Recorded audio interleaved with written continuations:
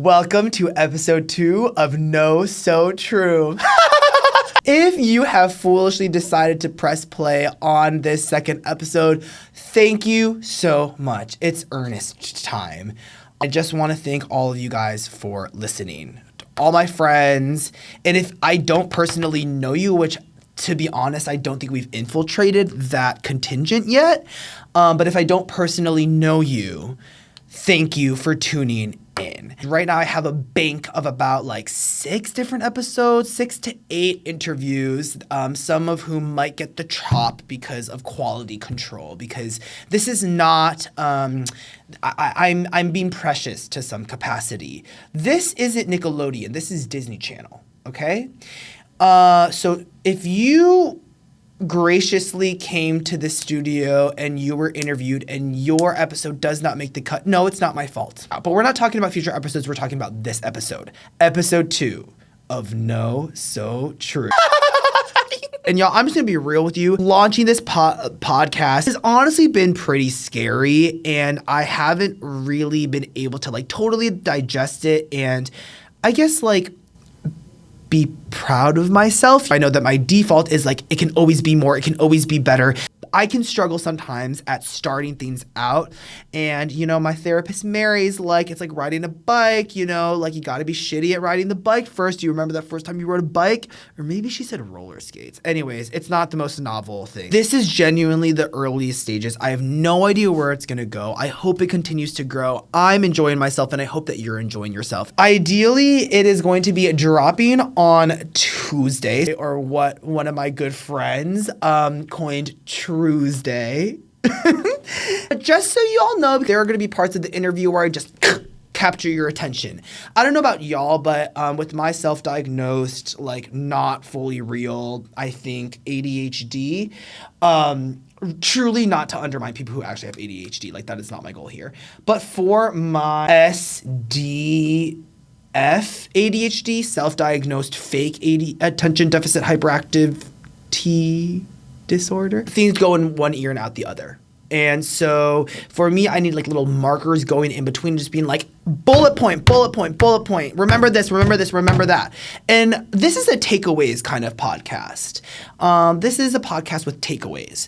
I'm really excited about this episode with Dr. Charlena Arellano. Dr. Arellano is the host of the upcoming podcast tentatively titled She is Mother, where she utilizes her experience and her perspective and her voice as a psychologist, as a certified life coach, as a mother, as someone who is unshrinking, okay? No, we're not talking about erect dicks. We're talking about taking the concept of a shrink and kind of turning it on its head. From her 30 plus years of experience and her own life story, one that is really inspiring and one that consists of her undergoing a lot of trauma, a lot of resilience, okay? This was just a no-brainer to release as a second episode because it's going to be showing you a different side of No So True, especially with her perspective as someone who is almost in her 60s and someone who works with a lot of people our age, along with other women, other BIPOC people, other queer people, because she herself is queer. She works with couples, so think of her like the queer Orna. Yes, stepside Orna. She gives some solid ass advice. So I hope you have your clipboards and I hope you have your pens. Okay, we're getting true in this podcast, right? And truth and authenticity are tokens of the NST universe. No, universe is overdone, don't you think? No So True, the NST portal. Clock in. We're getting into the portal, guys. Dr. Arellano, she is here with us on No So True. Let's give her a warm welcome. Yay!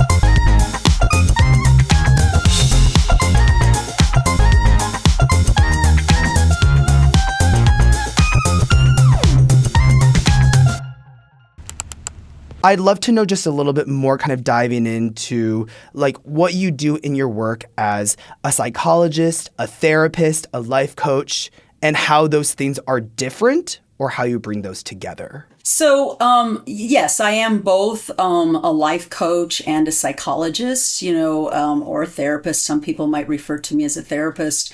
I started out as a therapist. I started out as a psychologist providing therapy, and quickly into my experience as a therapist, I realized that the training that is involved with therapy, it just didn't work for me. It just was not aligned with my own perspective. And what I mean by that is I was trained in a very traditional medical model. In the medical model, the concept or the theories or the premise of therapy is that the clients with whom I'm working are broken. They're damaged. They're diseased. It's a diseased oriented model. And what I found as I was starting to work with clients and really getting into my private practice, that model didn't work for me, because what I found was most of the time, not all of the time, but most of the time, the clients that I worked with were not broken. They weren't damaged. They weren't diseased. And instead what it was they were stuck, and they were stuck in, whether it was thought loops, life circumstances where they just couldn't make changes that they wanted to make themselves happy. I think the big one for me, Eric, was coaching is action oriented. What you do is you focus on goals. And goals don't have to be external. And as a matter of fact, the kind of coaching I do, I refer to myself, and we can get into this in a deeper way. I refer to myself as a psycho-spiritual transformational life coach. That term is very, very deliberate, in the sense of I am interested in helping my clients do deeper work, more transformational work. And so goals are often things like, I want to be happier, or I want to be more at peace, or I want to have less anxiety. And so it's not necessarily, I often make the distinction between a soul line and a goal line. A goal line is something like, I want to get this degree. I want to buy a house. I want to get a new job. Those are more external goals. Where in my work with my clients, I work more on soul goals, and those are more internal experiences. And yet at the same time, I'm still very action oriented. I think that's just my nature. It's my personality. I'm not huge into astrology. Okay, I promise. I swear. But I do subscribe now to my astrology in a way that I never liked to before. But as a Capricorn, I also like action. So I struggled as a therapist in terms of lack of action. Like, I often refer to therapy as meandering. You just kind of go all over the place, and you may get somewhere and you may not get anywhere. So in coaching, you are working from the present, going into the future in terms of what you're trying to work on. That is so much. I feel like there's so much to unpack with everything that you said. Like the fact that you got into it 20 or so years ago, that feels very much before its time. And life coaching now, I think it has a lot of certain connotations. People have kind of blown it up to be something maybe that it's not. And so could you walk us through a little bit, especially for like the younger people out there, what is life coaching not to you? So life coaching, we'll start with the most obvious. Life coaching is not therapy in any way, shape, or form. I'll use myself as an example. About 3 or 4 years ago, I wanted to learn how to play golf. And I was really bad at it. I'll be honest with you. I was really bad at it. So I hired a golf pro, and this golf pro coached me. He coached me on skills, on golf skills.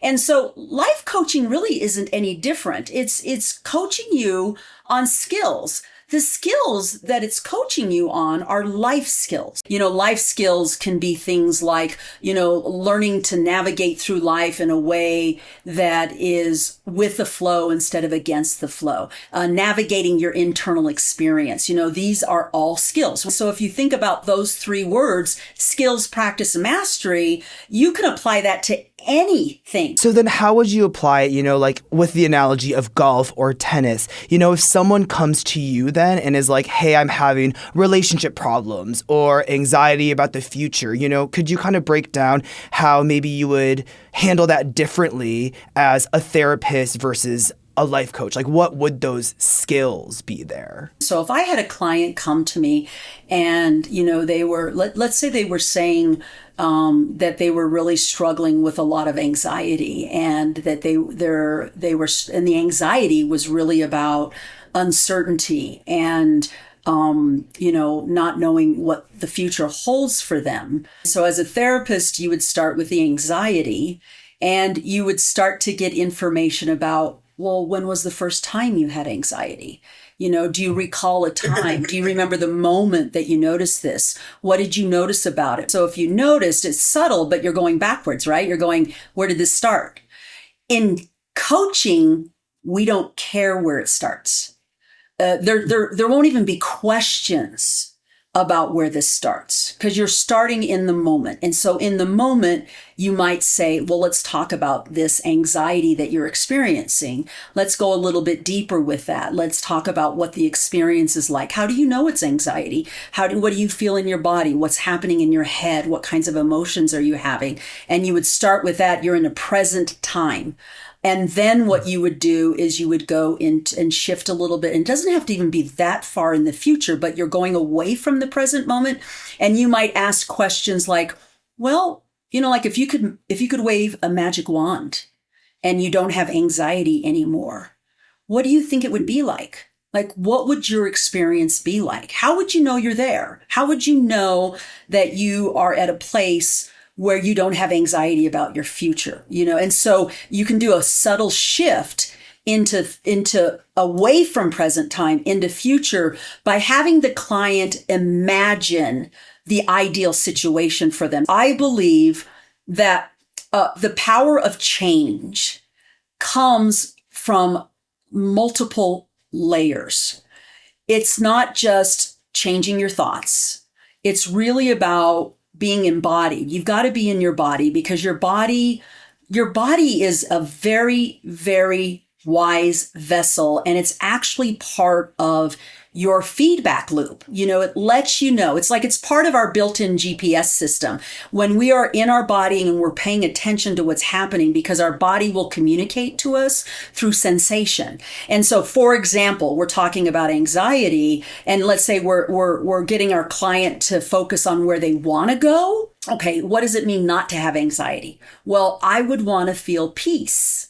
Or I would want to feel flow, like it's just easy and there's a flow. Or I would want to feel joy. And so what I would do with that client is actually focus on, well, how would you know you're there? Like, how would you know in your body that you're in a peaceful place? Or how would you know in your being or your body that there's joy? Like, what does it feel like? How would you know it feels this way? And the reason why this is important, Eric, is that when you look at change, like if you do any kind of research on what makes change more likely, you will find that change is more likely when your mind, which is your thoughts, your body, which is sensations, and your emotions are actually all on board and aligned. Part of the reason, like I often will say affirmations are a waste of time. Whoa. When people use mantras and they tell themselves good things, it's a waste of time. Why is it a waste of time? Because it's only engaging thoughts. You have to bring with the thought that experience in your body, because your body doesn't lie, and you can't lie to your body. And so if you're telling yourself, I'm in flow, I'm in flow, I'm in flow, and your body's going, no, you're not, because I'm really tense and my stomach is in knots and I'm feeling anxiety. No, I'm not in flow. So you could tell yourself over and over and over again a mantra, and it's not going to work unless your body is in line with it, your sensations in your body are aligned with it, as well as your emotions. That's what creates successful change. boom, sensations, body. Oh my God. Okay. So emotions, thoughts, sensation, but like giving me all of that. Huge takeaway of this episode. So much of me actually dealing with depression and anxiety in my life was getting in touch with my body. It's not something that I'm great at, y'all. Like, really. I mean, if you're like me and you're kind of an overthinker, if you were raised by immigrants or like the value of overachieving and just kind of like almost neglecting your own, how am I doing, your own body, then this is for you. Okay, Dr. A, you're really changing my world here. I'm someone who is like very bad at the being internal and being in my body. And I think that's something that's really common for a lot of people my age, where like whether I guess we're the Generation Z, you know, we're very distracted by external things, social media or phones or whatever it is. My question is, how do you encourage that then? Like, how do people who feel disconnected from their bodies actually come back into it? Or is it not as simple as this is something that you can do, go outside and, you know, meditate? I don't know. Well, it's funny, and this is going to sound like a contradiction, but it's not, Eric. It is actually very simple. It may not be easy, and I often make this distinction with my clients. A lot of the things that we do for these changes are very simple, but they're not easy. And the reason they're not easy is because of our habits. You know, I'll be honest, I feel a little sorry for these generations because you don't have experiences that I have. So let me give you some context. Okay, I was born, you know, I'm going to age myself here. I'm almost 60. So I was born in the 60s. Okay, and I grew up in the 60s and 70s. And there was a time. So let me give you a little bit of context. In the 60s and 70s, we had 3 channels on TV. Okay. And the TV went off at midnight. There was nothing on TV. You would get the white noise. So there was only 3 channels on TV. 1, 2, there were no computers. 3, there were no voicemails, pagers. There was none of this. There was no digital world. And here's the other crazy part. Sundays, the world closed. You couldn't go to a grocery store. You couldn't go to a department store. And so what you found was that oftentimes Sundays were either times to spend with your family, or they were times that were quiet. So there was no external stimulation. And so what did that mean for my generation? And I remember these times. It meant that you went inside of yourself because there was nothing outside of yourself to entertain yourself. There was, you know, there wasn't anything on TV. We didn't have computers. And so I think that other generations, so like my generation or generations before me, we knew how to be quiet. We knew how to go in because it was part of our world. What I see happening is that because of all of these things that are available to you, you have 24/7 distraction. You have something that can take your attention away from your internal being outside of yourself. And so what I find is that, you know, individuals in your generation, they are conditioned, they're programmed, they have these habits of being very externally focused. And the problem with that, and it's interesting because you brought up, we use the example of anxiety. Again, if you do any research, you will find that anxiety and depression is at its highest ever right now. And I believe that a big reason for that is because of this external focus. So not only do you have the external focus, you're on social media, you've got all these things going on. It's taking you away from being anchored in your own being. And then what happens is not only are you not anchored in your own being, because that's where your wisdom is, that's where your power is, and that's where your wisdom is. Not only are you not anchored in this, but you are anchored out in a world that is fickle, constantly changing, quickly changing. And, you know, the comparison is just crazy.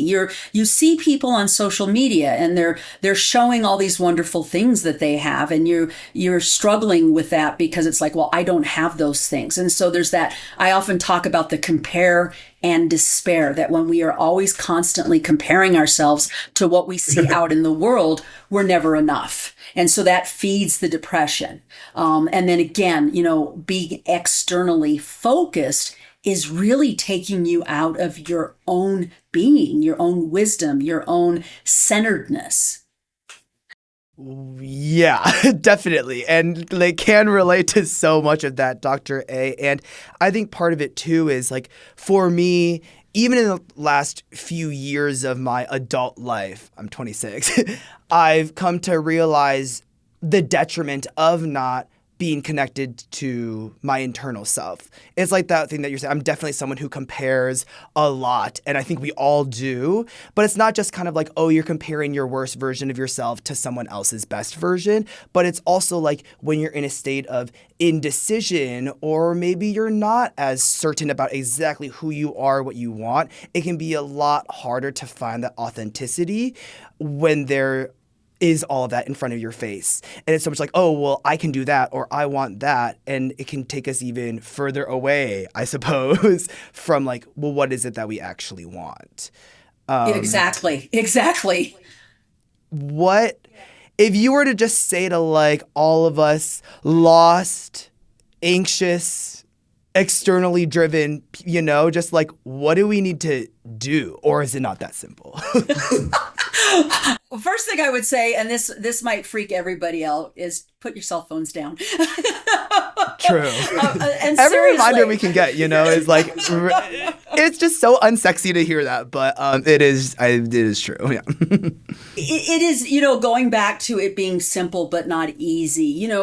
When you are externally focused, your experience as a human is anchored in something that's outside of you. And so what happens is you lose. It's almost like being completely disconnected from your own GPS system. So think about it this way. Here's kind of a metaphor. You're driving down the highway, and your GPS system's broken, and that you're looking to the driver next to you to see where he or she is going. And you're going to follow him or her and think that they know exactly where to go, and they may not. And in some ways, that metaphor applies to what I'm seeing with young people, is they are looking around themselves for the answers. They're looking around themselves for what is successful. They're looking outside of themselves for happiness.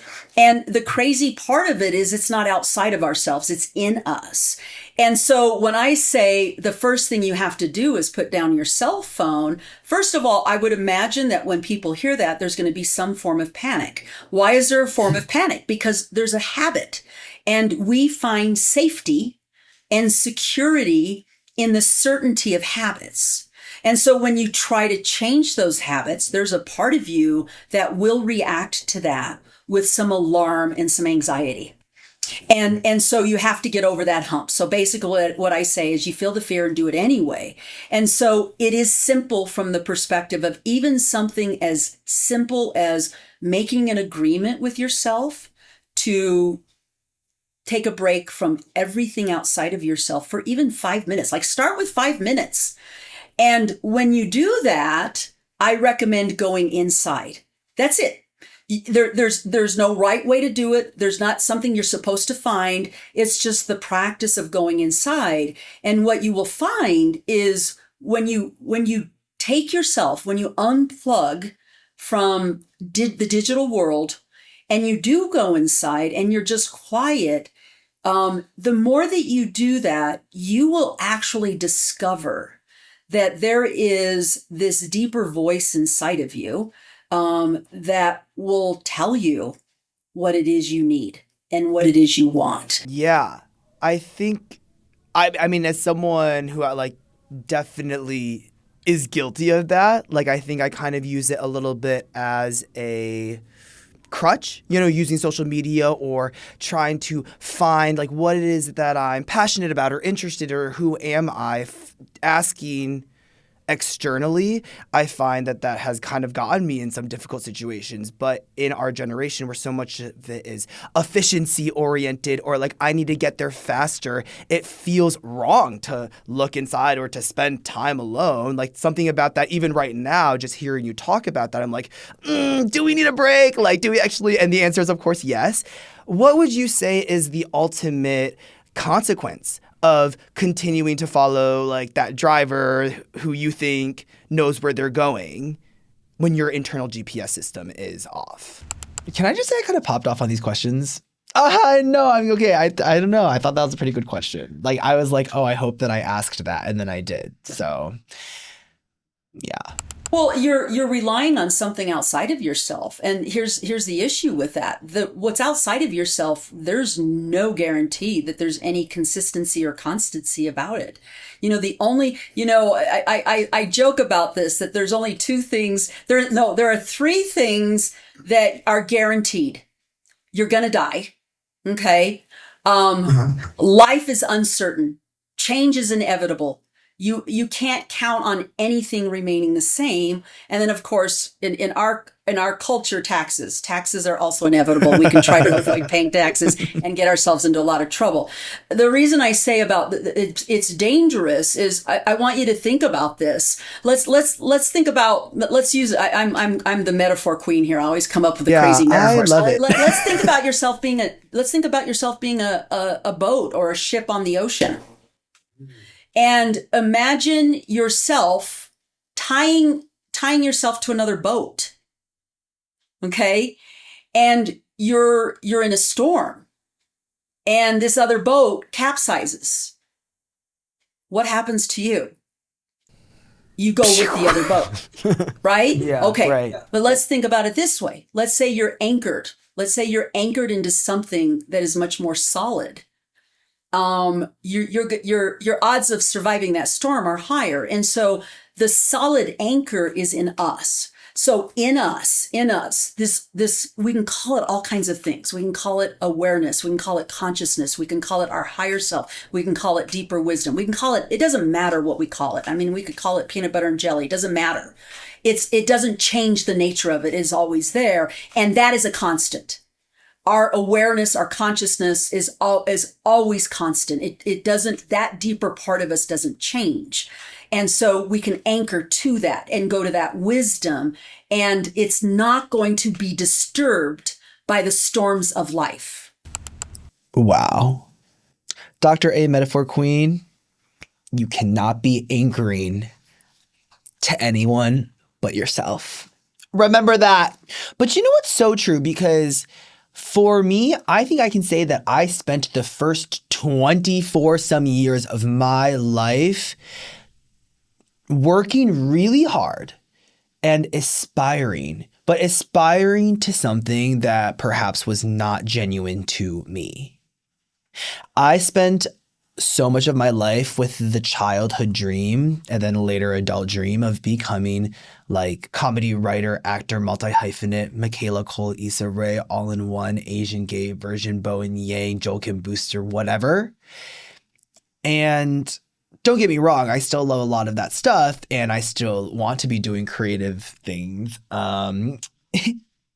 But it was such first an ego death, and then a relief and maturation, I think, when I really realized that I was chasing a dream that was not necessarily my own. And why? Because I wanted the external validation of it. I wanted to be known and to be seen and to be told that I was really good and to be appreciated from an external standpoint, which is not all bad and valid. It comes from a valid place. But I think I spent a lot of years chasing something that was not my own. Instead of looking internally and thinking about who am I, Eric Chang, what is the feeling that I want? Instead, I was thinking about, well, what are the things that I want other people to see in me?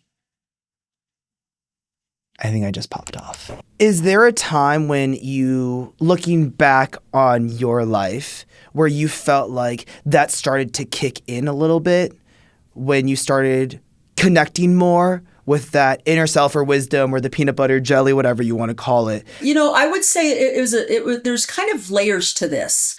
And this is really hard to articulate. And I think that's what could be hard about this, is because I don't think we have language to describe this adequately.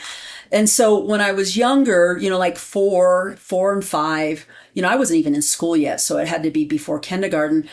I experienced a presence. And I was aware at that age that this presence, even though it was in me, it felt separate from me as Charlena. Like it felt like it was something greater than the 4-year-old Charlena. And, anybody that knows me or that has worked with me or has listened to my podcasts, one of the things that I talk about is my own life's journey. And in the beginning of my life, it was a very challenging time. My parents were both teenagers. They were children themselves. My mother became pregnant at 16 and my father was 17. They themselves came from very they grew up in very difficult situations. And so I grew up in an environment that was just rampant of, neglect, a lot of abandonment, physical abuse, sexual abuse, emotional abuse.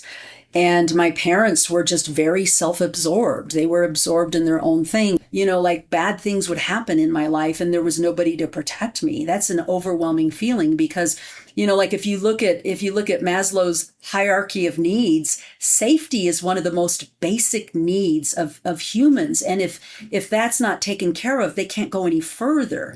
And so I was chronically exposed to situations where my physical well-being was threatened, or you would be exposed to things that children shouldn't be exposed to, prostitution, drug abuse, alcohol addiction, people beating each other. And, a child shouldn't be roaming the streets watching that. And I was, because I didn't have any parental supervision. My father was a rageaholic. He was very abusive. He was physically abusive. He was emotionally abusive. So home wasn't safe. I didn't feel safe at home.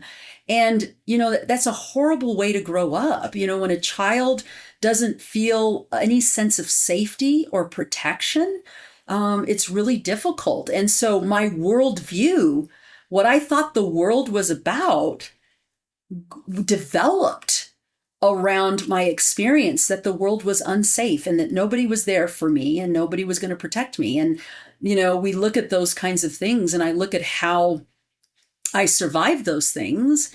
And from those things, it developed my character. And there's some strengths that I have and some resiliency as a result of those experiences. And there are ways in which I have wounds because of those experiences. I spent decades, developing trust. We usually develop trust as children. It's like I had to go through those developmental milestones in my 30s and 40s and 50s. Because I didn't have them as a child. And, I always tell my clients, you can't go past go. You have to go through it. And so you miss these things, you go back and you have to get them. Yeah, absolutely. And I also just want to say thank you for even sharing that.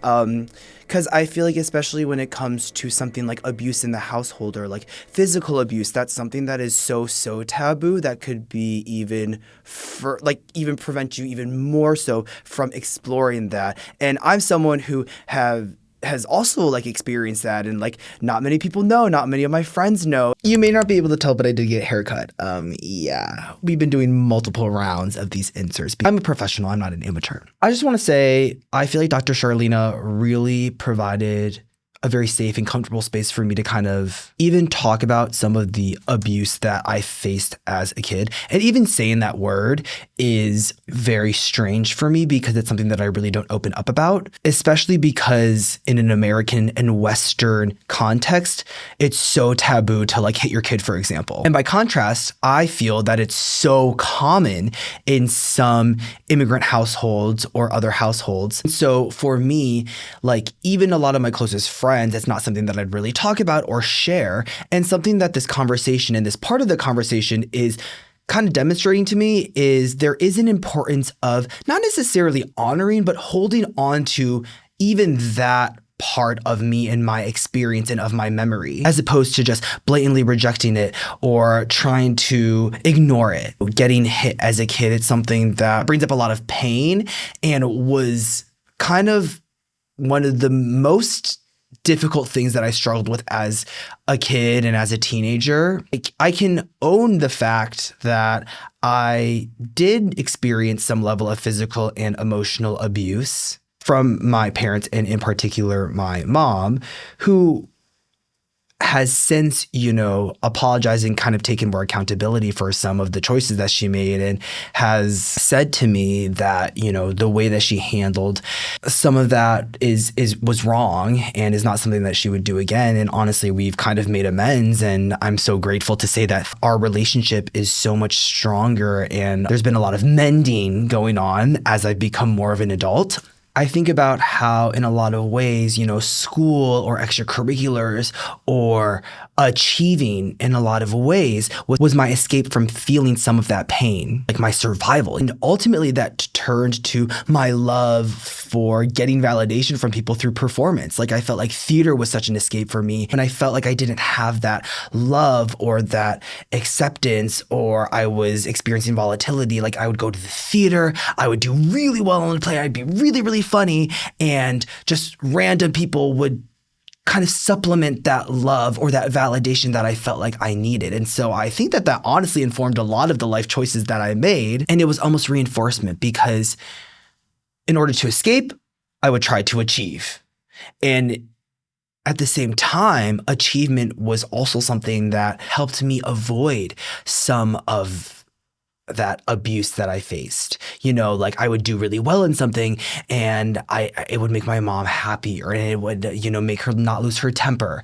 And so in both directions, I felt the pressure, and I put the pressure on myself to just keep doing better. And the rationale was like, well, screw this. I'm going to get out of here. And I hate this. I hate where I am. I'm going to go to the best school possible. I'm going to do the best version of me. I'm going to pull myself up by the bootstraps, essentially, and just including the major life decision of like wanting to go into acting and performance. Maybe that's where I developed a more externally driven mindset of, well, how can I, feel good from external factors or from other people being impressed with me or making other people laugh, that kind of thing. And the pendulum is swinging a little bit in the other way of looking a little bit more internally. And I think that's something that Dr. Arellano would encourage, ? Might have to hit her up. That now in my 20s, I'm starting to unwind a little bit and realize that to some extent, it's not fully healthy, and that I don't need to be like running away from something or running towards something in order to avoid punishment. We kind of get a little bit into this in terms of the sticky in between pulling yourself up by the bootstraps and getting out of your circumstances and getting to something better, and also losing yourself along the way and losing that kind of internal wisdom that Dr. Charlene has been talking about. So we're going to get a little bit more into that. But yeah, I mean, this is not very easy for me to open up about. I feel like, honestly, like very weird. I don't want to be seen as like a victim or like, ooh, look how hard it was. But for me, like one big additional pain with all of it was that I felt very alone, because it was something that I felt like I couldn't talk to about even with close friends. And so if you're someone who maybe grew up in a household that was similar or experienced some shame around maybe what you were being dealt at home, I hope this can be some comfort to you, I guess, because the reality is that has played a significant role in even who I am to others. And it's a typical example of, you never know what's going on at home. You never know what people are going through. And that has always been like a guiding force for me in how I treat people. So, yeah. And again, I do want to say I'm very, very grateful and glad that things have gotten so much better. Yeah, I love my mom very much, and she loves me very much. And so what happened was this awareness that I had, like it was, it was weird. And this is where I say it's hard to articulate it. It was like it was me and it wasn't me at the same time. And I know that sounds like a contradiction. it is the thing that I leaned into. Like it was almost as if I had this wisdom in me that would guide me. And it was clear that the wisdom went beyond my years. Like there's no 4-year-old that's going to figure out life and navigate. And so I really leaned into that. So that was there for quite some time, Eric. And then as I got older, and so when I say I got into my teen years and I got into my early 20s and even late 20s, it was almost like I lost the connection to that part of me. And then what happened was, I've often talked about my life experience that I had what I called as a very premature midlife crisis. I was 29 years old and I was literally in this place of despair of, oh my goodness, I have achieved everything that I'd set out to achieve and I have it all. And I'm miserable. I'm unhappy. I'm empty. I feel blah. And I was like, is this all there is to life? And I was having those deep, moments of questioning, and there was this emptiness in me. I think what happened for me, Eric, is that I recognized at 29, I relied less and I felt like I needed less of that connection to that deeper wisdom. My focus was really on learning and achieving. And so when I look at my life, my focus was, being in school and doing well in school and learning and taking in all this information. And, I just went right from high school. I went to my undergrad, and then I went from my undergrad immediately into graduate school. And, I did all these things where my focus was external. It was purely external. And then I get to the end, what I would call the end of the game at 29. I've got a PhD. I've got a very good job at a reputable university as a professor and researcher. And I've got my house. I already bought a house. I bought the car that I wanted. I had plenty of money. I could go traveling. I could do anything I wanted. And yet it was like I felt completely empty. And in that moment, what I recognized was that all of my energy was outward. And now it was like, okay, it's on the outside and I have everything that I could even imagine having on the outside, but on the inside, I feel empty. And I think just recognizing this experience of I'm on the outside and there's nothing on the inside, just recognizing that in the moment, it was almost like just instinctively I went, I need to go in. I need to go in. The emptiness is in here. I need to focus on the inside.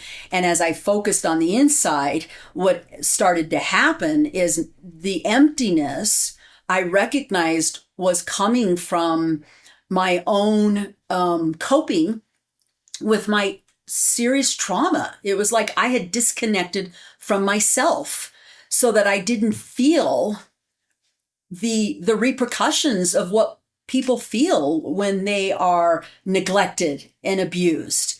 And so what happened is as I started reconnecting with myself, not only did I think the interesting thing about being human is like you can't just disconnect partly. You can't disconnect from this one part of yourself. You completely disconnect. And so as I disconnected from the higher self, I had also disconnected from my own experiences as Charlena. I wasn't feeling things. I wasn't thinking things. I didn't feel my body. I was completely disconnected. So as I was exploring not only my connection with my higher self, this other stuff started to come up.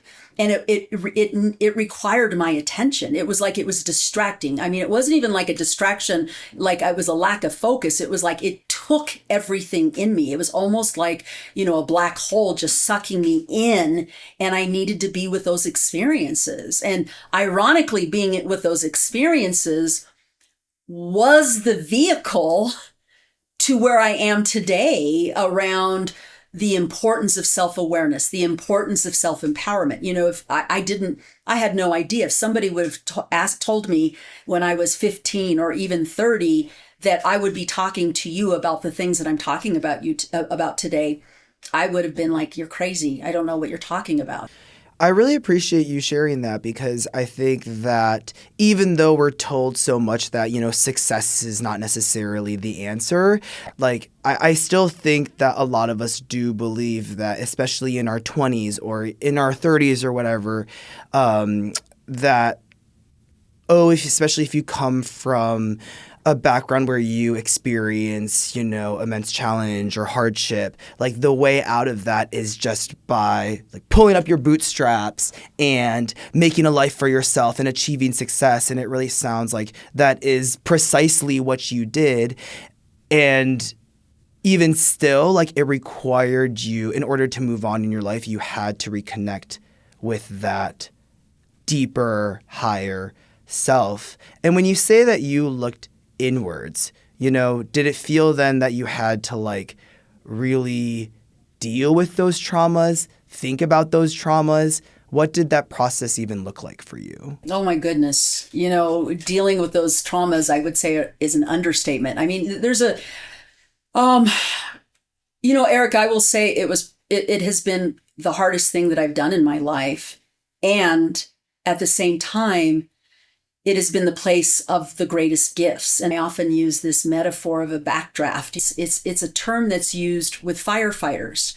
And what happens is, they can go into a building and, what happens is fire survives with oxygen. And so if you have a big fire, it'll eventually take all of the oxygen in the room and it will die out. Well, if you make the mistake of opening a door or opening a window, what will happen is it will just pull in the oxygen and there will be an explosion. Or if you've ever seen a backdraft, it's actually very terrifying. The fire can just literally pull somebody literally off of their feet. It's very, very powerful. And I felt like when I inadvertently opened this door to my own awakening, it was like that backdraft. And I literally felt being forcefully sucked back into my body. And when I was pulled back into it, I was experiencing things emotionally. I was experiencing things in my body, sensations, like I had incredible levels of anxiety and panic. And, I was, it was like I was constantly activated, like I was in a constant or chronic state of sympathetic activation, like fight or flight, and this tenseness and this stomach problems, all this stuff, because I was literally pulled into my body as I was doing these explorations. And so it required me. I mean, I almost felt like there were no other options. It was like it literally sucked me in, and I needed to deal with that in order to free myself from it. Y'all, okay, after this, I Googled backdraft. It is insane. I'm going to insert a little like cut to it. It's literally like, boom, Patronusing out into the distance. In case you were wondering what that actually physically looked like, that was my ASMR tutorial of what it was. I often tell my clients, you can't pass go. You have to go through it. The only way is to go through it. You can't go around it, above it, under it. You can't push it away. You have to go through it. I have a lot of experience with trauma, and I've worked with a lot of clients with trauma. And I believe that this is one of my gifts because of my own experience with trauma. When you do trauma work and you go back to an event, you are actually going back into your body, experiencing the event as if the event were happening in the present moment. So you will feel things in your body. You will have emotions. You will have thoughts. And what can feel like you're crazy when you're going through this is that you are responding as if there is a threat in the moment, when there's not. But it doesn't matter. Your body, your being, your mind, your ego is acting as if it's happening right then and there. And so it requires a lot of work. I've done tons of therapy. I've done everything you can imagine in terms of body stuff. I've done what we call brain spotting. I've done, somatic experiencing. I've done, EMDR. I mean, I've done all of these kinds of trauma-based therapies to help me process not only my emotions, but the things that are happening in my body or the kinds of thoughts that I'm having that go with that. And I spent decades doing this trauma work. She's onto something, y'all. Mama is eating. And what I have always said to them is, trust me and trust the process, that you will go through this. You are strong enough to go through this, because you have to remember you survived it already. It's over. And so what you're dealing with is just processing the way that it's stuck in your body. Much like a needle on a record gets stuck in a groove, that's what happens with trauma. That's basically what happens with trauma, is it gets stuck in our body. It gets stuck in our thoughts, and we can't go past it. We literally have to go through it. You learn more about the world. And when we don't have the courage to face these things, we're actually selling ourselves short when it comes to the experience of life. Wow. I left you speechless. Yeah, truly. I mean, yeah, like my mind's blown, I think that my mind gravitates to like, well, is there a way that you can just kind of sidestep that and to, close the box again, close that door again, not open the door to the fire? And by the way, you really are the queen of metaphors.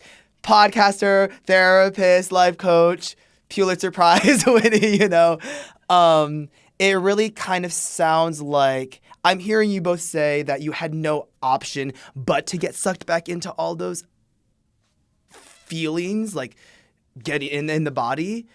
But you also did take the agency into your own hands to like continue doing that, even when it was really painful and scary. I knew from that deep wisdom in me that this was necessary. It was necessary. Not only was it necessary in terms of healing, but it was necessary for me to progress on my path. As I said before, I wouldn't be here today. I wouldn't be talking to you about this, Eric, had I not gone through this. And it has led me, I believe that it has led me to develop my biggest gifts in life. And so had I chosen to sidestep it, I would have lived life in black and white. And now, because of what I've gone through, I am living life, in 5D, Technicolor, with the water Dolby spray sound. and And I mean, think about that. I mean, it's not much to have to think about. What would you rather do? Do you want to watch black and white, or do you want to live black and white, or do you want to live in this very dynamic kind of place? And I think that's the difference. I think we have reached what I'm coining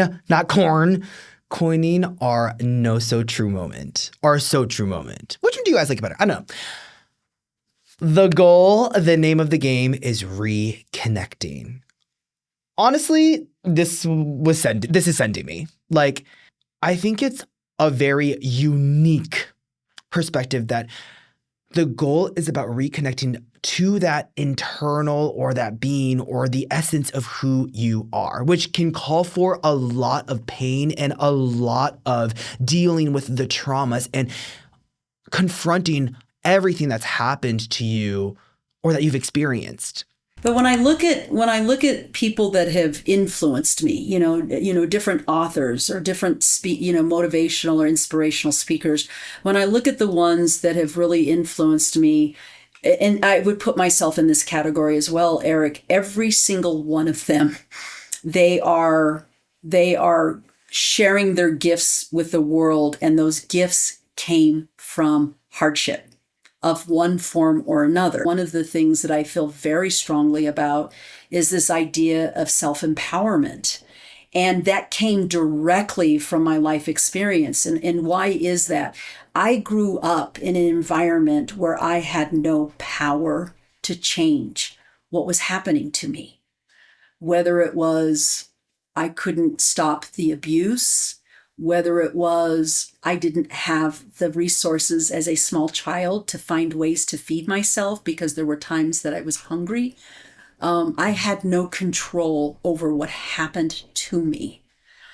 And because of that experience and because of what was happening outside of me, those experiences were the impetus or the catalyst for me digging really deep inside of me to find power to create and to experience things that I wanted. And so, I feel very strongly, and I feel like I am an example of this, that it does not matter what has happened outside of you. It does not. It doesn't matter. Whether you are beaten, abused, neglected, starved, growing up in an impoverished place, it doesn't matter, because there's something inside of us that is indestructible. And it's a power that we have, and we have the power to really create anything that we want to create. And it, it's not, I hear a lot of people say, oh, I don't get to have that, or I don't get to do that, or, that's not for me because of the way, because of where I come from. And I don't believe that. I mean, I look at my own journey, and it's like, if anybody were to look at my life story, statistically speaking, I should not be here. I mean, statistically speaking, I should be either dead, drug addicted, or a teenage mother of lots of children. And I'm none of those things. And there's no judgment on my part for people that are experiencing those things. The reason I share this is because I learned to really tap into that power inside of me to make the things happen that I wanted to have happen in my life. And I also think that, you brought something up that I think is really important. And I think a lot of us who go through trauma, a big piece of trauma, and as a matter of fact, some people believe this is the last layer of healing in trauma, is shame. And shame, a lot of us struggle with shame, and shame is really about, I am a bad person. I am bad. I'm whatever. I'm broken. I'm not enough. I'm, those kinds of things. And, I remember there was a long time that I would not tell anybody about my life story, because I felt like it was a reflection of who I was. Like it was a determination of my worth. And what I realized was, not only was that not true, but it was my trauma and my commitment to healing my trauma that was the vehicle for getting me to where I am in terms of what I do, in terms of how I serve others. And so it was perfect. It was beautiful. It was a gift, even if it was a painful gift. I often refer, here's another metaphor. Give it to us, Dr. A. I refer to these life experiences as terrible gifts. Why are they terrible gifts? Because the packaging sucks. It's painful. It's brutal. It's ugly. But the gift inside is invaluable. And that's how I feel about my life journey. Yeah, it was painful. It was brutal. It was not fun. There were times I was white knuckling it. There were times I didn't want to go on. There were times I didn't think I could go on. There were times I wanted to give up. It was very painful. And, there was something very stubborn in me that kept me going through all of this. And I'm grateful that I did, because it was purposeful. I do believe it was purposeful in terms of really preparing me for what I was supposed to do in my life's work. Absolutely. Yeah. And making this your life's work. I mean, although kind of, started off talking about the difference between being in therapy or having a life coach, like all of those things kind of come together, and all of your experiences and your education, and like to culminate to the person that you are today. I mean, what continues to feed you in this profession, or this, I guess, in this work? Because you've been doing it for so long. Yeah. Isn't that crazy? It's been 30 years.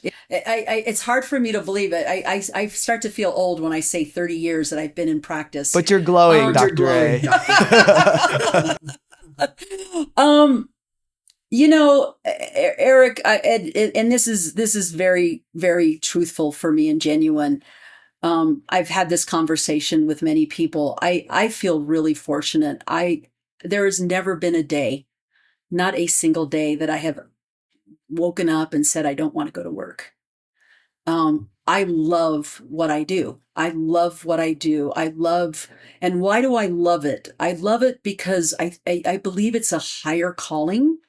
And what I mean by a higher calling is because of my life experiences, because of what I've gone through, and also because I had the courage to answer these calls. Some of us don't have the strength and courage to go through this, this hell. I feel like I've gone through hell several times and back, and some of us don't have that courage. And, answering this call, I believe that I am making a huge impact in the world, and I'm helping people heal, because I think the thing that keeps me going is possibility, and belief. I believe strongly in a greater good. And I believe that every one of us has a purpose in this world. What gets in the way of people reaching their potential and reaching those higher levels of living is their own traumas and their own hardships. They let them, they get in the way. It's like carrying, here comes another metaphor. It's like carrying a backpack full of boulders. You may get to where you want to go, but it's going to be a hell of a walk because you're carrying tons of boulders in your backpack. And, I feel very good about what I do in my service of others. I help them remove those boulders so that they're unencumbered and they're free, and there's nothing that feels more magical and more powerful than when you are in line with where you're supposed to be going, and you feel a sense of freedom and flow and trust. And I will say that it has taken me 5 decades to get to a place where I genuinely know what that feels like, to have those boulders out of my backpack and feel unencumbered and feel trust. I talk about the 3 G's of life. It's grit, grace, and guidance. That's what you need. I spent a lot of time in grit. I was tough, and, I toughed my way through life. Like you said, pull yourself up by the bootstraps. I lived that for decades, and then it didn't work anymore. It only got me so far. And then I got into grace. What is grace? Grace is just allowing, and, having, grace is really about loving and having compassion and allowing and trusting that whatever is right in front of you, whatever you're experiencing, is right. It is the thing, it is the necessary thing, and trusting that is it, and leaning into that. And then the whole idea of the guidance. The guidance is about trusting your gut, trusting that deeper wisdom, listening, going back to this whole, we started our conversation about my feeling sorry for the newer generations being too stimulated and distracted. Yes. Is they're cut off from this. They're cut off from this deeper wisdom. And, I think that's why there's a lot of anxiety and there's a lot of fear about, I don't know what I want or where I'm supposed to head or where I'm supposed to go or what's right for me. It's because they're so cut off from that deeper guidance within us. Now that you're here and you're in your 50s and you have that perspective and you're looking at your 20s or other people in their 20s or working with people in their 20s, I'm kind of sensing a little bit of do we have to choose between going through it, experiencing it, and then having the perspective after, or making these changes in our lives now? Like, if you had the opportunity to tell yourself when you were in your 20s, you got to start thinking about this, you got to start doing this, would you have done that or not? Or maybe that's different than what you would advise someone else. I didn't have perspective then. You don't. when you're moving forward and you're in it, you don't have that same perspective. And when I look at myself today and I look at, I'm almost 60, and I look back and I think, what could I tell my 20-year-old self? Or what could I tell my 30-year-old self? I spent a lifetime thinking that there was something wrong. I spent a lifetime thinking there's something wrong with me. There's something wrong with my life. There's just something wrong. And what I realized is that looking back, everything that I experienced was necessary for my growth and my healing and my evolution. And it was perfect. It was necessary and perfect. And I know that there was a lot of turmoil. I created a lot of turmoil by fighting and making things wrong and thinking something was wrong, when in reality, if I would have resisted the things that were presenting themselves to me and trusted that whatever was in front of me is exactly what I needed to lean into, and that I didn't need to make it wrong, and I just leaned into it, I think I would have had a lot less pain and a lot of less suffering. Trust what's in front of you. It's like whatever presents itself, trust it. Like, okay, what's here for me? What is it showing me? What can I learn from this? What is it showing that I need to heal in myself? What is it showing that I need to let go of? Is just trusting that what is right, what is happening in the moment, lean into it. Trust that there's something there for you, instead of making it wrong or fighting it. I think that would be probably the biggest piece of wisdom at where I sit right now that I would have liked to have told my 20-year-old self. And I'm so happy that you're here now. And like, to hear you say that, I'm like, a big sigh of relief, I think it's really beautiful and honestly, like, inspiring that you're able to kind of give us this wisdom and to have it in yourself too. Yeah. This is kind of a silly one, but how do I say? So, like, you're gay and I am. Do you have a message for any of the 20s or the queer, I don't think we live in as hard of a time as the 60s and the 70s and the 80s, But, yeah, is there something that you see specifically from our community that you'd kind of want to speak to? When I think about my own gayness, and when I was growing and developing and maturing and evolving, I spent a lot of my years in the closet, and there were a lot of variables that created a lot of shame for me and kept me hiding. And when I say hiding, I think I've spent most of my life hiding, and the shame was a big piece of it. And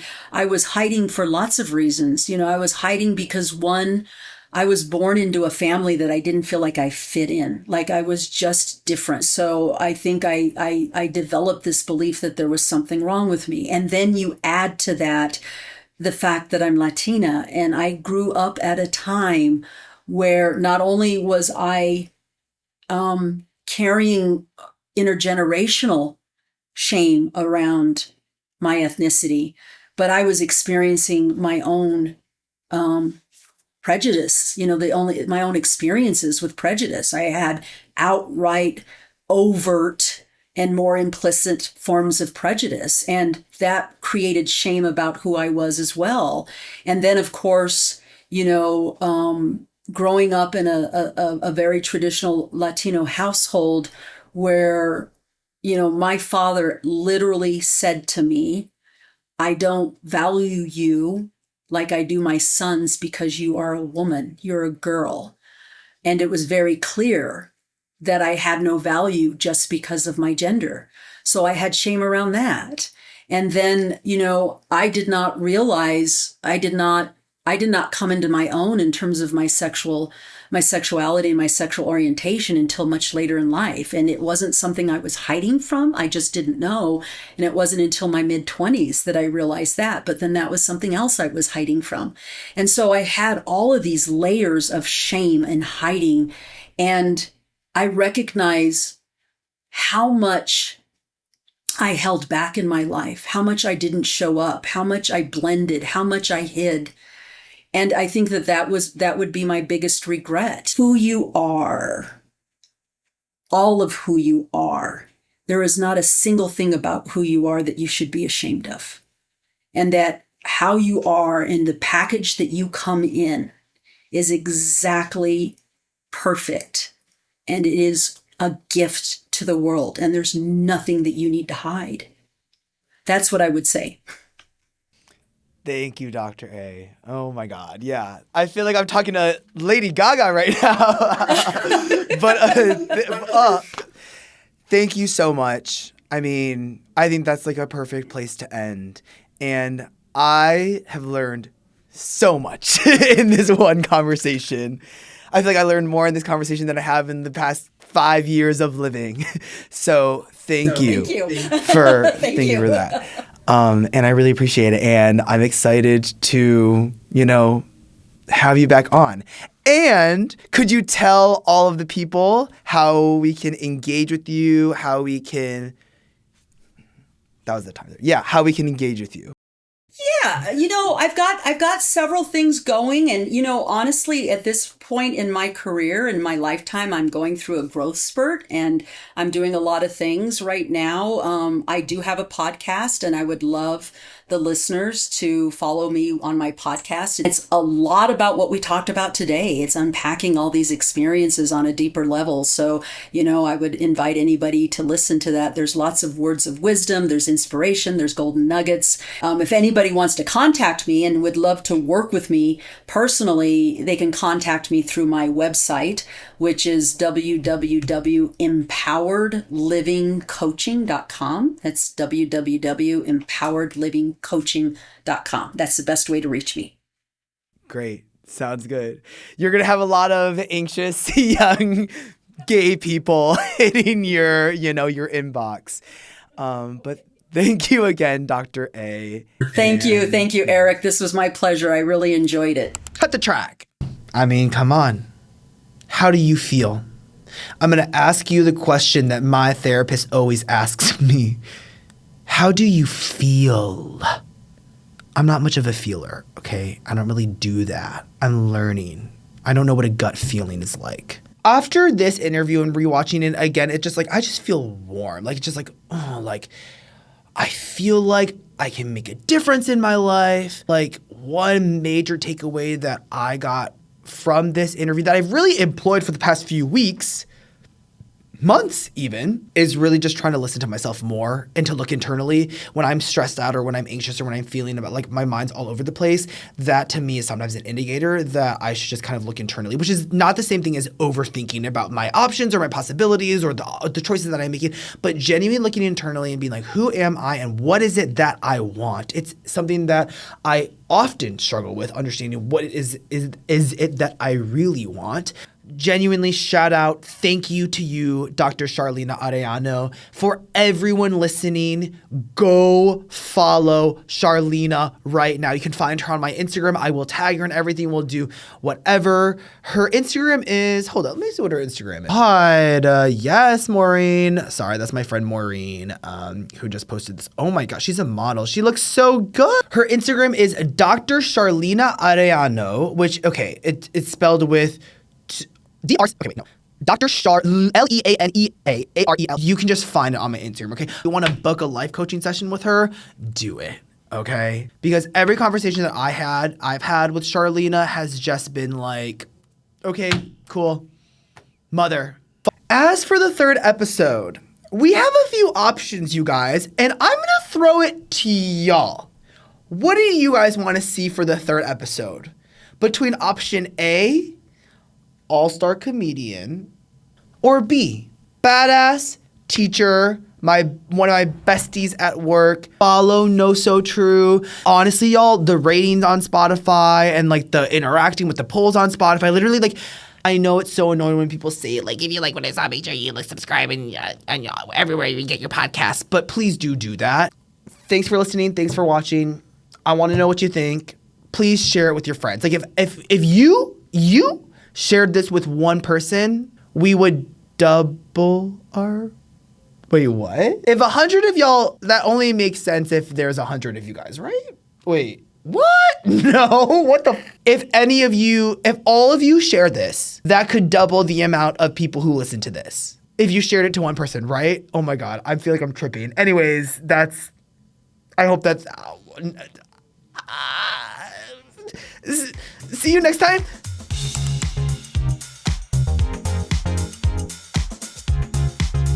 She incorporates her own journey towards resilience. Resilience or resiliency? Is this something that also like gets to you guys? I never freaking know. Resilience or resiliency? Resilience and resiliency are alternative spellings of the same word.